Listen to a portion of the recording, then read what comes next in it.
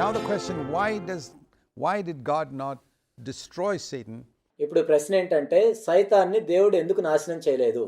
and the demons who rebelled right at the outset? అప్పుడే తిరుగుబాటు చేసిన ఆ దేవదూతలను కూడా ఎందుకు నాశనం చేయలేదు? Now, we don't understand fully ఈ విషయం పూర్తిగా మనకు అర్థం కాదు.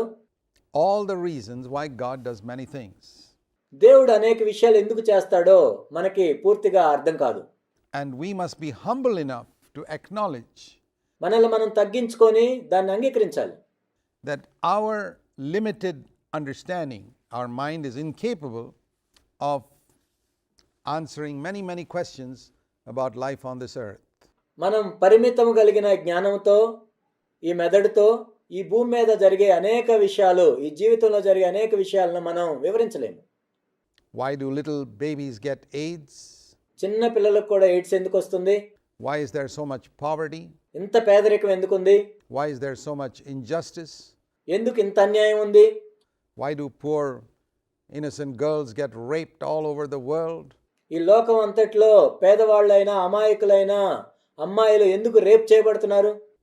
Why does God allow evil dictators to live so long? ఎందుకు దేవుడు దుష్టులైన నియంతలు ఎక్కువ కాలం బ్రతికేటట్లు అనుమతిస్తున్నాడు? Why has God allowed so many false religions to lead people astray?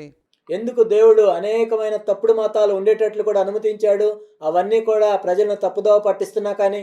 Why has God allowed cults to come up, separate children from parents and make life miserable for so many?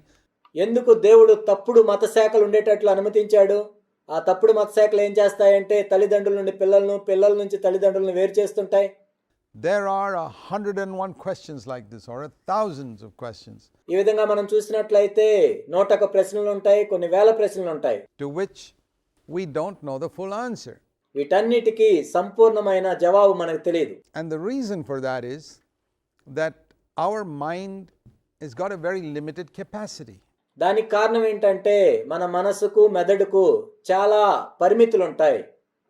దాని సామర్థ్యం చాలా తక్కువగా ఉంటుంది. God's wisdom is like an ocean. దేవుని యొక్క జ్ఞానం అనేది సముద్రం వంటిది. And you can't pour an ocean into a cup. ఒక సముద్రాన్ని తీసుకువచ్చి ఒక చిన్న కప్పులో మనం పోయలేం. A cup can contain a little bit of the water in the ocean. ఒక కప్పు సముద్రంలోని కొంత నీటిని ఉంచుకోగలదు. And so our mind can contain only a little bit of God's wisdom.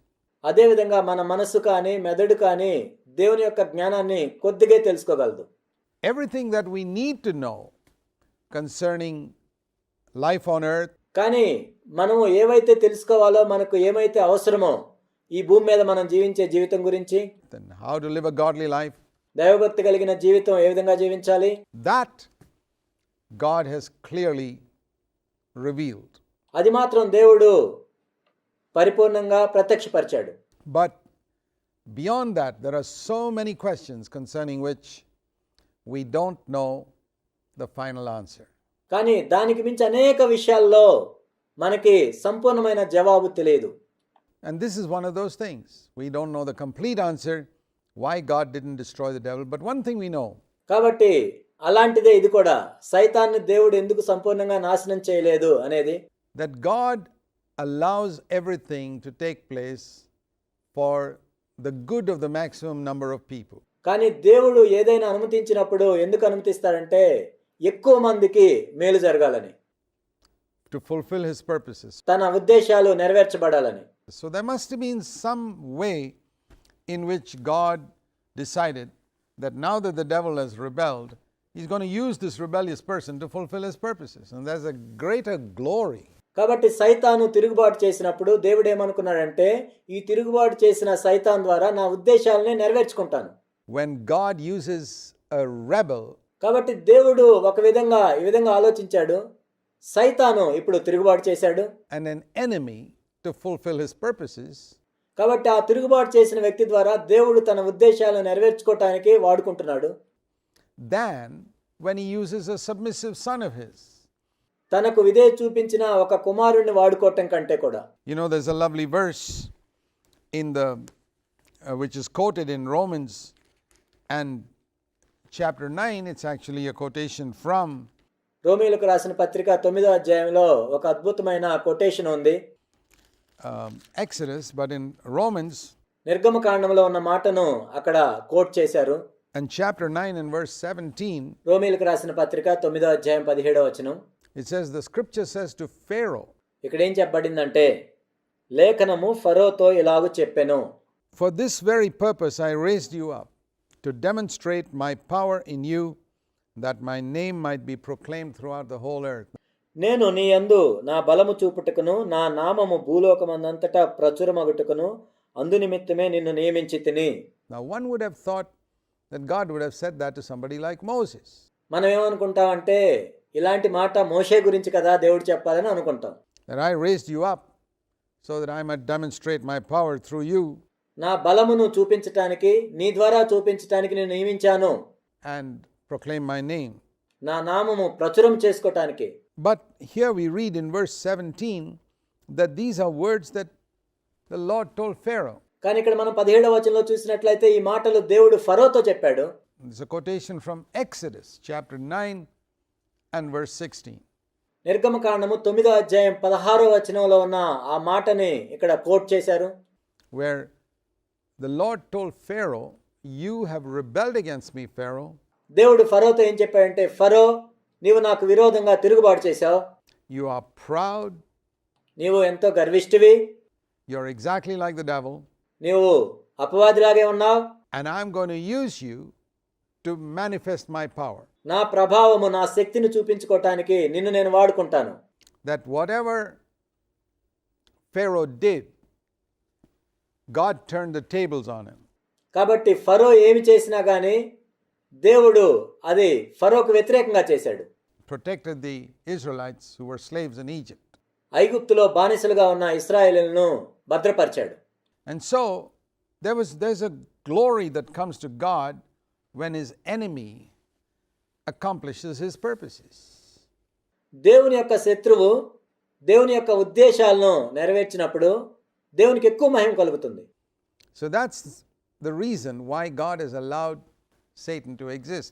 సైతాను ఉండటానికి దేవుడు ఎందుకు అనుమతించాడు అని చెప్పడానికి ఇది ఒక కారణం. And I'll give you one example of that from the New Testament, క్రొత్త నిబంధనలో కూడా ఒక ఉదాహరణ మనం తీసుకున్నట్లయితే, where we read of the Apostle Paul, అపోస్తలుడైన పౌలు గురించి మనం చదువుతాం. who had such tremendous revelations. He was caught up to the third heaven, etc. పౌలుకు ఎన్నో గొప్ప ప్రత్యక్షతలు కలిగాయి, మూడో ఆకాశానికి కొనిపోబడ్డాడు, ఎన్నో చేశాడు. And there was a great danger that he would become proud అలా ఉన్నాడు కాబట్టి అతడు గర్వించడానికి ఎక్కువ అవకాశం ఉంది. of his accomplishments. He had done great work for God on the earth. ఆయన ఏదైతే సాధించాడో, దేవుని యొక్క గొప్ప పనిని ఆయన ఈ భూమి మీద చేశాడు. And he had all these revelations. ఆయన ఎన్నో ప్రత్యక్షతలు కలిగి ఉన్నాడు. And to protect him from pride, God allowed the devil కాబట్టి పౌలును ఆ గర్వం నుండి కాపాడటానికి దేవుడు ఏం చేశాడంటే అపవాదిని ఉపయోగించుకున్నాడు. to trouble Paul in some way పౌలును ఏదో ఒక విధంగా ఇబ్బంది పెట్టాలని by giving him a thorn in the flesh, శరీరంలో ముళ్ళును అనుమతించాడు. which Paul himself calls a messenger of Satan. సైతాను యొక్క దూతగా పౌలు దాన్ని పిలిచాడు. Now, if the devil were not there, who would give Paul that thorn in the flesh? ఒకవేళ అపవాదే లేనట్లయితే ఆ శరీరంలో ముళ్ళును ఎవరిస్తారు పౌలుకి? And did that thorn in the flesh accomplish something good? It certainly did. ఆ శరీరంలో ఉన్న ముళ్ళు ఏదైనా మంచిని సాధించిందా? చేసింది. It was a messenger of Satan meant to trouble Paul, సైతాను యొక్క దూత పౌలును ఇబ్బంది పెట్టడానికి కలుగజేసింది. and that would make Paul cling to God దాన్ని బట్టి పౌలు దేవుణ్ణి హత్తుకునేటట్లు జరిగింది. and would keep him humble పౌలును దీనునిగా చేస్తూ ఉంది, and dependent on God. దేవుని మీద ఆధారపడేటట్లు చేసింది. So you see there in 2 Corinthians 12, కాబట్టి 2 కొరింథీ 12లో మనం చూస్తాం, we see a way in which we could say God used Satan to keep his servant Paul humble. దేవుడు సైతాన్ని ఉపయోగించుకొని తన దాసుడైన పౌలుని దీనునిగా ఉంచేటట్లు దేవుడు వాడుకున్నాడు. Which is a very good thing. అది ఎంతో మంచి పని ఆ విధంగా ఉండటం. Because the Bible says God gives his grace only to the humble. ఎందుకంటే బైబిల్ ఏం చెబుతుందంటే దేవుడు దీనులకు మాత్రమే కృపను అనుగ్రహిస్తాడు. And he resists the proud. If Paul had become proud, God would have had to resist him. ఆయన అహంకారులను ఎదిరిస్తాడు. ఒకవేళ పౌలు కూడా అహంకారం కలిగినట్లయితే పౌలును కూడా ఆయన ఎదిరించేవాడే దేవుడు. But Paul remained humble because of the messenger of Satan. కానీ పౌలు దీనునిగా ఉన్నాడు, ఎందుకంటే ఆ సాతాను యొక్క దూతను బట్టి. Because Satan troubled him with a thorn in the flesh, Paul remained humble. ఎందుకంటే సైతాను పౌలు యొక్క శరీరంలో ముళ్ళు నుంచాడు కాబట్టి పౌలు దీనుడుగా ఉంటూ వచ్చాడు. So there is an example of how God used the devil to keep Paul humble. We have another example. కాబట్టి దేవుడు సైతాన్ని ఉపయోగించుకొని పౌలుని ఏ విధంగా దీనునిగా ఉంచాడో ఒక ఉదాహరణ మనం చూసాం.